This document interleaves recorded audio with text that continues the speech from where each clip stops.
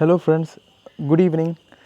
இன்றைக்கி நம்ம 4/10/2021 அதாவது 4th October Hindi news analysis பார்க்க போகிறோம். இன்றைக்கி நம்ம 7 டாபிக்ஸ் பார்க்க போகிறோம். இந்த 7 டாபிக்ஸுமே யூபிஎஸ்சிக்கு ரொம்ப ரெலிவெண்ட்டாக இருக்கும். ஸோ நான் இதை சூஸ் பண்ணியிருக்கேன். ஸோ ஃபஸ்ட் டாபிக் பாருங்கள், gaming disorder increases during pandemic. இது வந்து ஜிஎஸ் பேப்பர் 2 சொசைட்டி சப்ஜெக்டில் எடுத்திருக்கேன். இது பேஜ் நம்பர் 1ல் இருக்குது. அண்ட்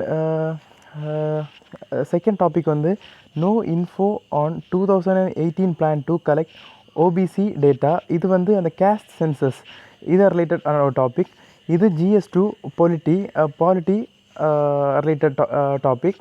இது வந்து page number 1. And third topic வந்து Chinese transgression or testing India chase official. இது வந்து இந்தியா சைனா ரிலேஷன்ஸ் பற்றி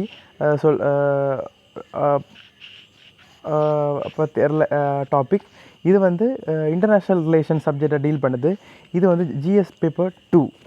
அப்புறம் ஃபோர்த் டாபிக் வந்து பிரிட்டிஷ் எரா பங்களா in home to Brahmaputra heritage centre.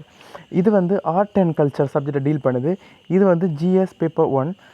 And இந்த ஆர்ட் அண்ட் கல்ச்சர் வந்து மோஸ்ட்லி பேப்பரில் நியூஸ் பேப்பர்ஸில் எப்போ வரைக்கும் தான் வரும். ஸோ இந்த ஆர்ட் அண்ட் கல்ச்சரை நோட்ஸ் எடுத்து பத்திரமா வச்சுக்கோங்க. அண்ட் ஃபிஃப்த் டாபிக் வந்து எக்கனாமிக் ரிக்கவரி. இது வந்து எக்கனாமிக் சப்ஜெக்ட் GS பேப்பர் 3ல் வருது. அண்ட் சிக்ஸ்த் டாபிக் வந்து peace at the heart of education. இது வந்து எஜுகேஷன் சப்ஜெக்டில் வருது, GS paper 2. And seventh topic வந்து இந்தியா அண்ட் சைனா. இதுவும் இன்டர்நேஷ்னல் ரிலேஷன் பற்றி தான், GS பேப்பர் 2. ஸோ இதோட டீட்டெயில்ஸ் வந்து இப்போ பார்ப்போம். வாங்க ஃபஸ்ட் டாபிக்குள்ளே போவோம். Gaming disorder increases during pandemic. India has most number of gamers after South Korea. Okay, இது பாருங்கள். இந்த கொஷின் வந்து நான் ஏன் சூஸ் பண்ணேன்னா, இந்த டாபிக் வந்து எதுக்கு சூஸ் பண்ணேன்னா, நம்ம யூபிஎஸ்சியில் எஸ்ஏ கொஷின் ஆன்சர் பண்ணும்போது அதுக்கு ஒரு இன்ட்ரொடக்ஷன் கொடுக்கணும். ஒரு நல்ல இன்ட்ரொடக்ஷன் கொடுக்கும்போது தான் அதை ரீட் பண்ணுற அந்த கரெக்ஷன் பண்ணுறவருக்கு வந்து ஒரு நல்ல இம்ப்ரெஷன் க்ரியேட் ஆகும். இப்போது இந்த டாப்பிக்கை பாருங்கள். இது இந்த நியூஸில் ஃபஸ்ட் பேராகிராஃப் ஒரு எக்ஸாம்பிள், ஒரு ஸ்டோரியோட ஸ்டார்ட் பண்ணியிருக்காங்க. இதுதான் ஒரு எஸ்ஏ பேப்பர் ஸ்டார்ட் பண்ணுறதுக்கு ஒன் ஆஃப் த வே. இது ஒரு நல்ல இம்ப்ரெஷனை உங்கள் மேலே க்ரியேட் பண்ணும். ஸோ இதை ஜஸ்ட் ஃபாலோ பண்ணிக்கோங்க. இந்த ஃபஸ்ட் ஒரு ஸ்டோரி இருக்குல்ல, அதை ஜஸ்ட் ரீட் பண்ணி புரிஞ்சுக்கோங்க. இப்போ நம்ம இந்த கேமிங் டிஸார்டர் இந்த டீட்டெயில்ஸை பற்றி பார்ப்போம். கான்டெக்ஸ்ட், இந்த அனந்த் இருக்கிறாங்கல்ல, இவர் தான் அந்த ஸ்டோரியோட கேரக்டர். இது ரியல் ஸ்டோரி தான். இதை ஜஸ்ட் ரீட் பண்ணி அந்த இன்ட்ரொடக்ஷன் எப்படி எழுதலான்னு ஜஸ்ட் ஒன்று தெரிஞ்சுக்கோங்க. டீட்டெயில்ஸ் பார்ப்போம். within 6 months he was on the phone for more than 7 hours each day, not for classes but rather to being on online games. அதாவது இந்த COVID-19 சிச்சுவேஷன் வந்த அப்புறம் மோஸ்ட்லி எல்லா ஸ்டூடெண்ட்ஸும் ஆன்லைன் கிளாஸஸுக்கு ஷிஃப்ட் ஆகிட்டாங்க. இதனால் எல்லா பசங்கக்கிட்டையும் இப்போ mobile phones, smart phones, laptops எல்லாம் வந்துருக்கு. இதனால் நிறைய பேர் இப்போது ஆன்லைன் கேம்ஸ் இதுக்காக அடிக்ட் ஆகிருக்காங்க. இதுதான் இதோட டீட்டெயில். இதுதான் இந்த கேமிங் டிஸார்டருக்கான மெயின் ரீசன். ஓகே, இந்த கேமிங் டிஸார்டர், அந்த ஆன்லைன் கேம்ஸ் இதனால் வர காசஸ் என்னென்னு, எஃபெக்ட்ஸ் என்னென்னு பார்த்துக்கோங்க. Worried about the sudden behaviour changes இந்த டீனேஜர் ஓகே, இந்த இன்சோம்னியா அப்படின்னா என்னன்னா, இன்னபிலிட்டி டு ஸ்லீப், இதுதான் இன்சோம்னியா. இது வந்து ரொம்ப கேமிங் பண்ணும்போது இதெல்லாம் நமக்கு வரும். இதெல்லாம் அந்த ஸ்டோரியில் உள்ள டாபிக்ஸ் தான். இதை ஜஸ்ட் ஒன்று பார்த்துக்கோங்க. சிம்பிள் தான், ரொம்ப சிம்பிள். ஓகே, இப்போ டீட்டெயில்ஸ் வரும். According to All India Gaming Federation, India's online gaming industries expected to worth 15,500 crore by 2023. அதாவது 2023ல் இந்தியாவோட கேமிங் மார்க்கெட் வந்து 15,500 crore ஒர்த் இருக்குன்னு ஆல் இந்தியா கேமிங் ஃபெடரேஷன் சொல்லியிருக்காங்க. அது மட்டும் இல்லாமல் 2019ல் ஒரு US பேஸ்ட் கம்பெனி பண்ண சர்வேயில் இருந்து என்ன தெரிய வருதுன்னா, சவுத் கொரியா அவங்க தான் வேர்ல்டுலே நம்பர் 1. ரொம்ப நிறைய கேமர்ஸ் இருக்கிறது சவுத் கொரியாவில்.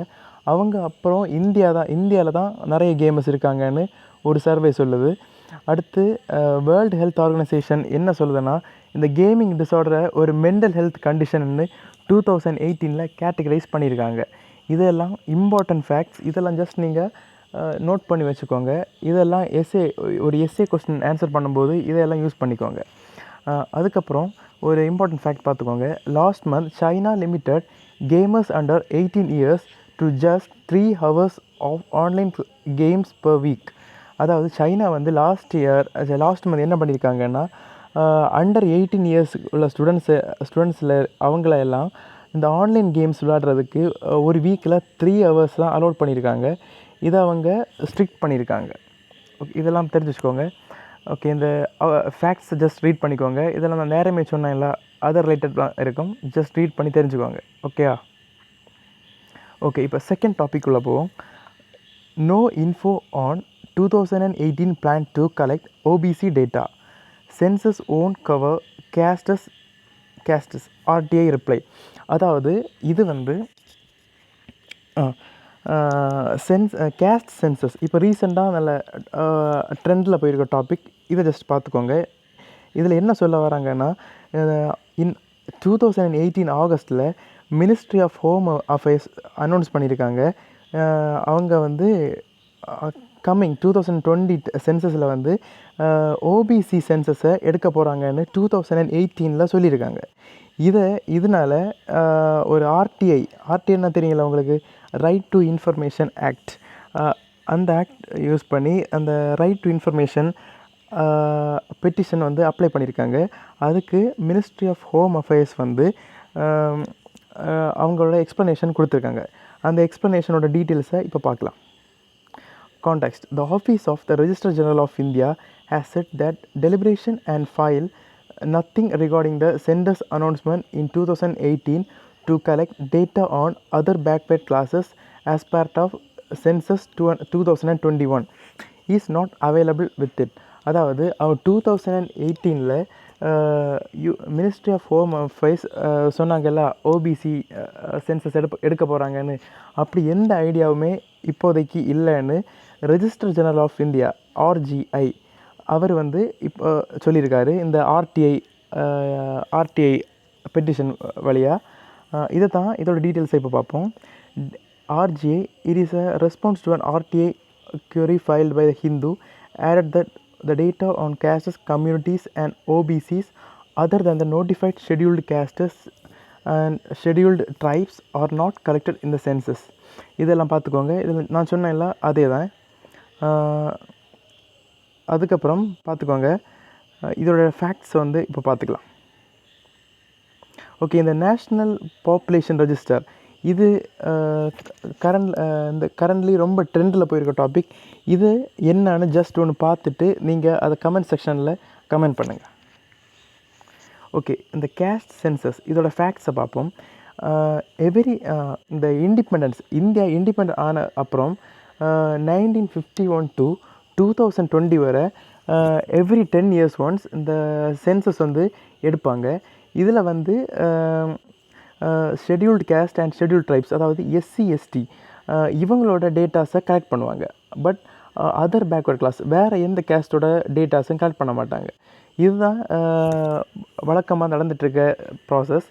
பட் அது மட்டும் இல்லாமல் பிஃபோர் தட் இந்த இண்டிபெண்டன்ஸுக்கு முன்னாடி அன்டில் 1931 வரை பிரிட்டிஷ் சென்சஸ் எடுத்துகிட்டு இருந்தாங்க. அப்போது இந்த கேஸ்ட்டெல்லாம் அவங்க கலெக்ட் பண்ணிட்டு இருந்தாங்க, கேஸ்ட் டேட்டா எல்லாம்.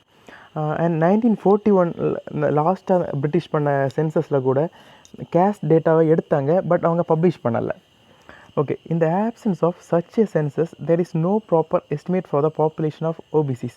அதாவது இந்த கேஸ்ட் சென்சஸ் இப்போ ரீசன்ட் என்ன சொல்ல வராங்கன்னா, இந்த ஓபிசிஸோட பாப்புலேஷன் தெரியாமல் இருக்கிறதுனால இந்த பாலிசி மேக்கர்ஸ் கவர்மெண்ட்டோட பாலிசி மேக்கர்ஸால் ஓபிசிஸுக்கு ஒரு பாலிசி க்ரியேட் பண்ண முடியலை. இதுதான் அவங்க வச்சுருக்க மேஜர் கன்சர்ன்.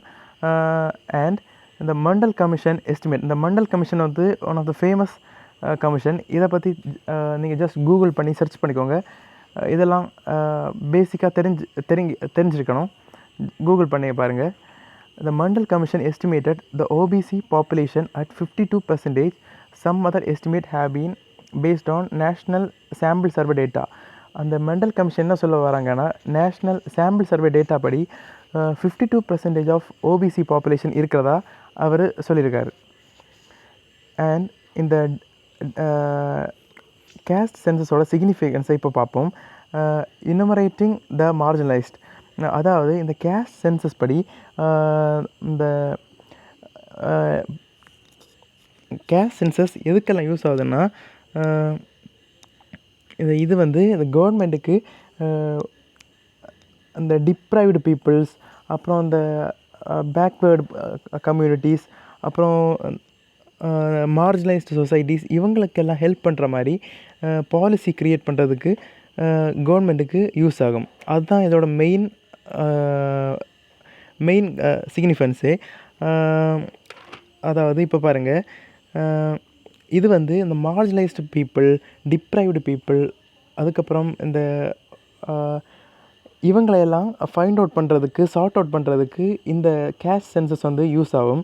அது மட்டும் இல்லாமல் இந்த ஒர்க் ஆக்குபேஷன் ரிலேட்டட், அது அந்த மேனுவல் ஸ்கேவெஞ்சிங் கேள்விப்பட்டிருக்கீங்களா, இவங்களையெல்லாம் சார்ட் அவுட் பண்ணி இவங்களை இந்த மேனுவல் ஸ்கேவெஞ்சிங் வந்து ஒரு டேஞ்சரஸ் ஜாப். இவங்களையெல்லாம் சார்ட் அவுட் பண்ணி இவங்களுக்கு டெக்னாலஜி எப்படி அவைலபிள் பண்ணுறது, அப்படியெல்லாம் பாலிசி மேக் பண்ணுறதுக்கு இந்த கேஸ்ட் சென்சஸ் வந்து ரொம்ப யூஸ்ஃபுல்லாக இருக்கும். And judicial backing, the courts in India have often empathetically said that it is important to have adequate data with regard to the reservation. அதுக்கப்புறம் இந்த ரிசர்வேஷன் எல்லாம் நம்ம எக்ஸாம்ஸுக்கெல்லாம் இருக்குல்ல, இந்த ரிசர்வேஷனுக்கு ஒரு ப்ராப்பர் கேஸ்ட் டேட்டா வேணும்னு ஜுடிஷியரி சொல்லுது. அப்புறம் கேஸ்ட் ஆஃப் வில்லேஜ், இதில் ஜஸ்ட் ரீட் பண்ணிக்கோங்க, சிம்பிள் தான். ஓகே, இப்போ third topic, Chinese transcriptions are testing India chase officials. இது வந்து இன்டர்நேஷ்னல் ரிலேஷன்ஸ். நமக்கு தெரியும் இந்தியா சைனா ரிலேஷன்ஸ் வந்து 1988 இருந்தே ரொம்ப பேட் சிச்சுவேஷனில் இருக்குது. இப்போது அதை பற்றி கொஞ்சம் டீட்டெயில்ஸை நம்ம இப்போ பார்ப்போம். The transgression by Chinese People Liberation Army soldiers at Bahoti in Uttarakhand in August is part of a pattern of large-size patrol by China to assert their claim while also testing India across the line of actual control. Okay, இந்த line of actual control, line of control இதெல்லாம் தெரியுமா உங்களுக்கு? இந்த line of control வந்து இந்தியாவுக்கும் சைனாவுக்கும் in between இருக்க border. Line of control வந்து இந்தியாவுக்கும் பாகிஸ்தானுக்கும் இடையிலான பார்டர். இதுதான் இதோட வித்தியாசம். ஜஸ்ட் தெரிஞ்சு வச்சுக்கோங்க. இந்த லைன் ஆஃப் ஆக்சுவல் கண்ட்ரோலில் வந்து 3 செக்டார் இருக்குது. Eastern sector, middle sector, central sector and western sector. இந்த ஈஸ்டர்ன் செக்டர் வந்து அருணாச்சல் பிரதேஷ் அந்த ரீஜன். அதுக்கப்புறம் இந்த மிடில் செக்டர் வந்து உத்தரகண்ட் ரீஜன். அண்ட் இந்த வெஸ்டர்ன் செக்டர் வந்து ஜம்மு, லடாக் இந்த ரீஜன். இந்த 3 இடத்துலேயும் தான் இந்த 3 செக்டருமே டிஸ்பியூட்டட் ஏரியா. இதில் தான் 1962 இருந்தே ரொம்ப டிஸ்பியூட்ஸ் நடந்துகிட்டு இருக்குது. ஸோ இப்போ அதோட டீட்டெயில்ஸ் பார்ப்போம். In this regard, there is a need for a better operational synergy between the Army and Indo-Tibetan Border Police. அதாவது இங்கே பாருங்கள், லாஸ்ட் ஆகஸ்ட்டில் வந்து இந்த உத்தரகண்ட், அதாவது மிடில் செக்டரில் சைனீஸோட இந்த ஆர்மி வெஹிக்கிள் பார்த்திங்களா, அவங்களோட பேட்ரோலிங் எல்லாம் வந்து ரொம்ப ஹையாக இருக்குது. இதனால் அங்கே பார்டரில் வந்து டென்ஷன் க்ரியேட் ஆகிருக்கு. ஸோ இப்போ பாருங்கள், இந்த பார்டர் இண்டோ சைனா பார்டரில் வந்து எந்த போலீஸ் இருப்பாங்கன்னா ITBP, அதாவது இண்டோ டிபெட்டன் பார்டர் போலீஸ். இதே மாதிரி இந்தியாவில் நிறைய ஸ்பெஷலைஸ்டு போலீஸ் ஃபோர்ஸ் இருக்குது. அது ஜஸ்ட்டு கூகுள் பண்ணி சர்ச் பண்ணி தெரிஞ்சுக்கோங்க. இந்த இண்டோ டிபெட்டன் பார்டர் போலீஸ் தான் இண்டோ சைனா ரீஜியனில் இருப்பாங்க. இப்போ என்ன கன்சர்ன்னா, இப்போது இந்த பார்டர் ஏரியாஸில் டென்ஷன் அதிகரிக்கிறதுனால இவங்க synergy between the army and Indo Tibetan border police, அதாவது ஆர்மிக்கும் இந்தியன் ஆர்மிக்கும் ITBPக்கும் சினர்ஜி, அதாவது கோஆப்ரேஷன் இன்க்ரீஸ் பண்ணணும். என்ஹான்ஸ் பண்ணால் தான் இப்போ ப்ரெசன்ட் சிச்சுவேஷனை நம்மளால் கண்ட்ரோல் பண்ண முடியும். இது one of the concern. And Chinese transgression in the middle sector is not new, but there is an increase in the number of PLA troops coming in. இந்த Chinese transgressionனா மீறல்னா மீறுறது, அந்த அதிகாரத்தை மீறுறது, பார்டரை மீறுறது. இது வந்து புதுசு இல்லை, பட் இது ஆல்ரெடி நடந்துட்டு தான் இருக்குது. ஆனால் இப்போது ரொம்ப அதிகமாக நடக்குது. ஓகேயா? ஓகே, அடுத்து ஜஸ்ட் இதை ரீட் பண்ணிக்கோங்க. சிம்பிள் தான்.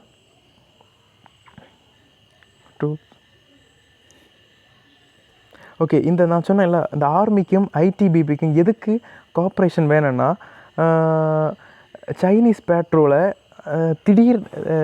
திடீர் இன்வென்ஷனை தடுக்கிறதுக்கு இவங்களோட கோஆப்ரேஷன் வந்து ரொம்ப இம்பார்ட்டன்ட்.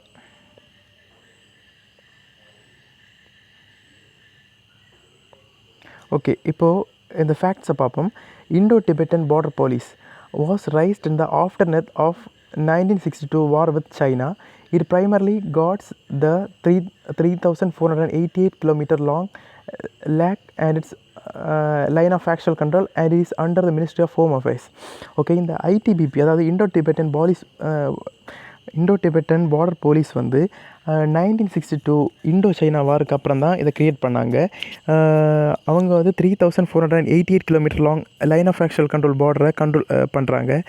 அண்ட் மோஸ்ட் இம்பார்ட்டன்ட், இதை நீங்கள் தெரிஞ்சு வச்சுக்கணும், நோட் பண்ணி வச்சுக்கோங்க. இது வந்து மினிஸ்ட்ரி ஆஃப் ஹோம் அஃபேர்ஸ் கீழே வருது, நோட் பண்ணி வச்சுக்கோங்க. அதுக்கப்புறம் என்னன்னா, இந்த கீழே செகண்ட் அந்த பிங்க் கலரில் இருக்க டேட்டாவை ஜஸ்ட் ரீட் பண்ணிக்கோங்க. ரீட் பண்ணி சிம்பிள் இங்கிலீஷில் இருக்குது, ஜஸ்ட் ரீட் பண்ணி தெரிஞ்சுக்கோங்க. ஓகே, இதுதான் பிரிட்டிஷ் எரா பங்களா is home to Brahmaputra heritage centre. இதுதான் ரொம்ப இம்பார்ட்டன்ட் டாபிக், இன்னையோட இம்பார்ட்டன்ட் டாபிக். இது வந்து ஆர்ட் அண்ட் கல்ச்சர். ஓகே, இப்போ பாருங்கள், பிரம்மபுத்திரா ரிவர். ஓகே, ஃபஸ்ட் இந்த vice president calls for campaign to rejuvenate reverse. Okay, இதை பற்றி இப்போ டீட்டெயில்ஸ் பார்ப்போம். British era bungalow on a hillock that used to be the 17th century military office of the Ahom ruler has been converted into a heritage center depicting life among the Brahmaputra. அதாவது இந்த 17th சென்ச்சுரியில் வந்து Ahom ruler, அதாவது இந்த north eastern சைடில் அஹோம்ஸ்னு ஒரு tribal groups, ஒரு மக்கள் இருக்காங்க. அவங்க தான் அங்கே அதிகமாக இருக்கிறது. அவங்கள அஹோம்னு சொல்லுவாங்க. அந்த ரூலரோட ஒரு மிலிட்ரி ஆஃபீஸை தான் இப்போது ரீஜுவனேட் பண்ணி அது ஒரு கல்ச்சுரல் சென்டராக மாற்றிருக்காங்க. அதை ரீசெண்டாக நம்ம பிரசிடெண்ட் வந்து இப்போ இனாக்ரேட் பண்ணியிருக்காங்க. இப்போது டீட்டெயில்ஸ் பார்ப்போம். வைஸ் பிரசிடெண்ட் இனாக்ரேட்டட் த மகாபாஹு பிரம்மபுத்திரா ரிவர் ஹெரிட்டேஜ் சென்டர். அந்த மகாபாஹு இதுதான் இதோட நேம், நோட் பண்ணி வச்சுக்கோங்க, ரொம்ப இம்பார்ட்டன்ட். அண்ட் இது வந்து ஒரு ஸ்காட்டிஷ் டைப் வுட்டன் பங்களா, ஸ்டாண்டிங் சின்ஸ் 1850. இது 1850 இருக்குது.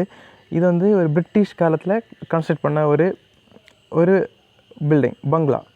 ஓகே, இப்போது இந்த பிரம்மபுத்திரா ரிவர் இதோட சிக்னிஃபிகன்ஸாக பார்ப்போம். இந்த பிரம்மபுத்திரா ரிவர் வந்து ஒரு ஹிமாலயன் ரிவர், அதாவது ஹிமாலயன் கிளேஷியரில் இருந்து ஃபார்ம் ஆகிற ஒரு ரிவர் தான் இந்த பிரம்மபுத்திரா. இந்த பிரம்மபுத்திராவுக்கு கொஞ்சம் ஃபேக்ட்ஸ் இருக்குது, அது ஜஸ்ட் நான் சொல்கிறேன். இதில் இல்லை, நோட்ஸில் இல்லை, நான் சொல்கிறேன், அதை கேட்டுக்கோங்க. இது வந்து மவுண்ட் கைலாஷ் மன்சரோவர் அங்கேருந்து தான் ஒரிஜினேட் ஆகுது. இதில் வந்து இது வந்து கொஞ்சம் இந்த எதெல்லாம் இந்தியன் ஸ்டேட்ஸில் ஃப்ளோ ஆகுதுன்னா, அஸ்ஸாம், மேகாலயா, அருணாச்சல் பிரதேஷ், வெஸ்ட் பெங்கால், சிக்கிம், இங்கெல்லாம் இந்த பிரம்மபுத்திரா ரிவர் வந்து ஃப்ளோ ஆகுது. இந்த பிரம்மபுத்திரா ரிவரில் வந்து என்ன ஸ்பெஷாலிட்டின்னா, இதில் வந்து ரிவர் ஐலாண்ட்ஸ் வந்து நிறைய ஃபார்ம் ஆகும். அது இந்தியன் ஜியாகிரஃபியில் நீங்கள் படிப்பீங்க. ரீசன் இப்போது அதில் இருக்க இந்தியாவிலே வேர்ல்டுலே பிக்கஸ்ட் ரிவர் ஐலாண்ட் யாதுன்னா மஜூலி வந்து ஒரு டிஸ்ட்ரிக்ட். அப்போ நீங்கள் அதோட சைஸை நீங்கள் இப்போவே இமேஜின் பண்ணி பார்க்கலாம். ஓகேவா? இந்த பிரம்மபுத்திராவோட லார்ஜஸ்ட் ட்ரிபியூட்ரி வந்து சுபான்சிரி ரிவர். ஓகேவா?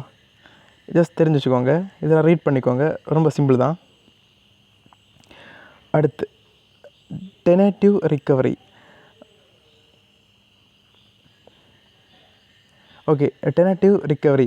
இது வந்து நம்ம இந்தியன் எக்கனாமியோட ரிக்கவரியை பற்றி சொல்ல வர டாபிக்.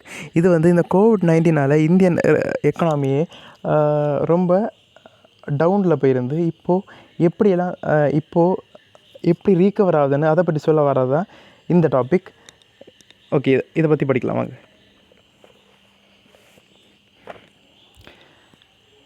இதோட டீட்டெயில்ஸ் பாருங்கள். இந்த இந்த இந்த ஆர்டிக்கிள் வந்து எதை பேஸ் பண்ணி எடுத்திருக்காங்கன்னா, ஒரு ரெண்டு ஒரு ரிப்போர்ட் வச்சு தான். இந்த யூபிஎஸ்சியில் எப்போவுமே இந்த ரிப்போர்ட்ஸ் வந்து ரொம்ப இம்பார்ட்டன்ட். இது எப்படியாவது ஒரு கொஸ்டினில் இருந்தே ஆகணும். ஸோ இப்போ பாருங்கள் என்னெல்லாம் ரிப்போர்ட்டுன்னா, based on 8 core industry index and இந்த கோர் இண்டஸ்ட்ரி அதை சொல்லித்தரேன், இருங்க வெயிட் பண்ணுங்கள். அதுவும் அடுத்து பிஎம்ஐ டேட்டா, இந்த 2 டேட்டாவையும் வச்சு தான் இந்த ஆர்டிக்கல் வந்து சொல்லியிருக்காங்க. ஃபஸ்ட் இந்த கோர் இண்டஸ்ட்ரீஸ்னால் என்னன்னு தெரிஞ்சுக்கோங்க. இந்தியாவில் வந்து 8 கோர் இண்டஸ்ட்ரீஸ் இருக்குது. அது என்னெல்லாம்னா fertilisers, electricity, refineries, natural gas, steel, cement, crude, coal, இதெல்லாம் தான். இந்த 8 கோர் செக்டர்ஸ் வந்து இந்தியன் எக்கனாமியில் 40% வெயிட்டேஜை கொடுக்குது. அதனால தான் இது கோர் செக்டர்ஸ்னு சொல்கிறாங்க. இதில் ரிஃபைனரிஸ் இந்த இண்டஸ்ட்ரிக்கு தான் highest weightage.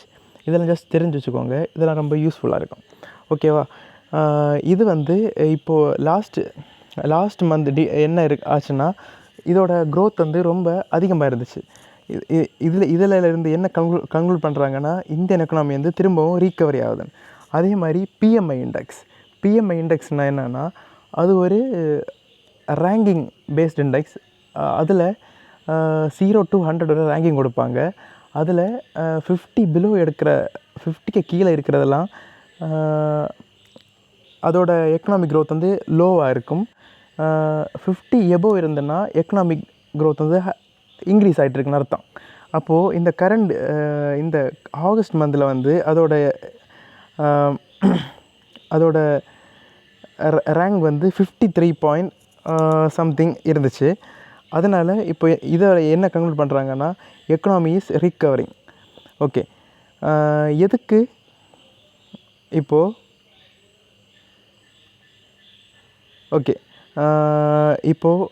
Improved government spending on infrastructure எதனால் ரிக்கவர் ஆகுது அது பார்த்துக்கோங்க. இப்போது இந்த கவர்மெண்ட் வந்து இன்ஃப்ராஸ்ட்ரக்சரில் இந்த கோவிட்-19 சிச்சுவேஷன் இப்போ வந்து லாக்டவுன்லாம் ரிலீஸ் பண்ணிட்டாங்க. எல்லா ஒர்க்கும் இப்போ நார்மலுக்கு வந்துட்டுருக்கு. இதனால் கவர்மெண்ட் வந்து அவங்க ஸ்பெண்டிங்கை வந்து இன்க்ரீஸ் பண்ணியிருக்காங்க. இதனால் எல்லா இண்டஸ்ட்ரீஸும் பேக் டு நார்மல் வந்திருக்கு. அது மட்டும் ஆனால் இதில் ஒரு கன்சர்ன் என்னென்னா, இப்போ இந்த டீசலில் மட்டும் ஒரு 9% கம்மியாயிருக்கு. ஏன்னா அந்த டீசல் அண்ட் பெட்ரோல் ப்ரைஸஸ் வந்து இன்க்ரீஸ் ஆனதுனால அது கொஞ்சம் டவுனில் வந்திருக்கு. அண்டு அது மட்டும் இல்லாமல் என்னாச்சுன்னா, இந்த வருஷம்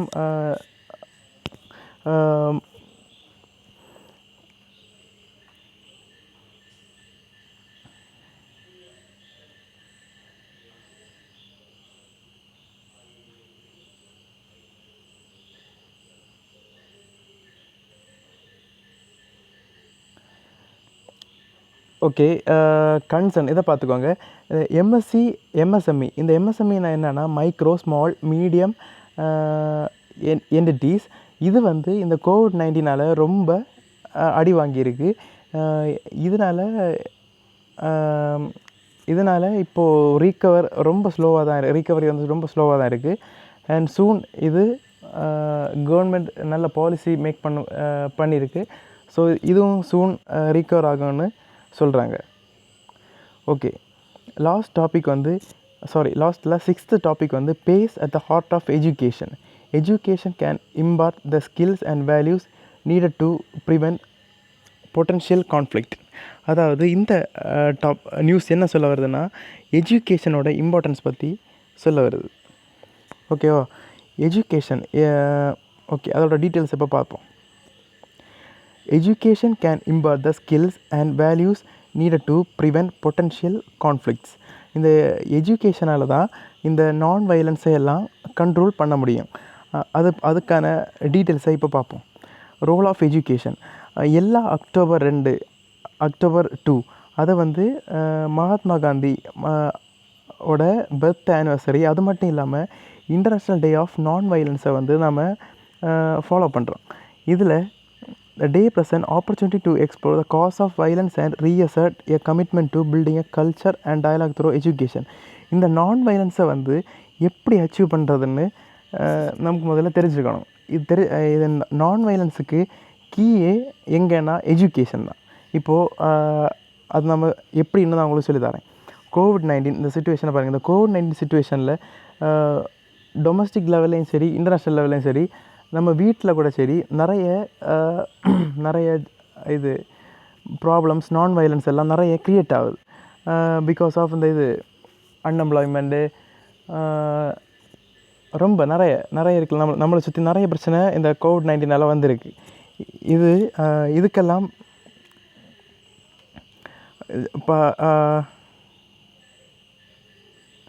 இதுக்கெல்லாம் என்ன காரணம்னா, அதுக்கெல்லாம் என்ன காரணம்னு ஒரு ரிப்போர்ட் என்ன சொல்லுதுன்னா, த வேர்ல்டு பேங்க், அதாவது pathway for peace, a flagship 2018 report by World Bank. அது என்ன சொல்லுதுன்னா, world conflict arise from exclusion and feeling of injustice. இந்த ரெண்டும் தான் இந்த எல்லா ப்ராப்ளம்ஸ் அரைஸ் ஆகிறதுக்கே மேஜர் ரீசன். இதை வந்து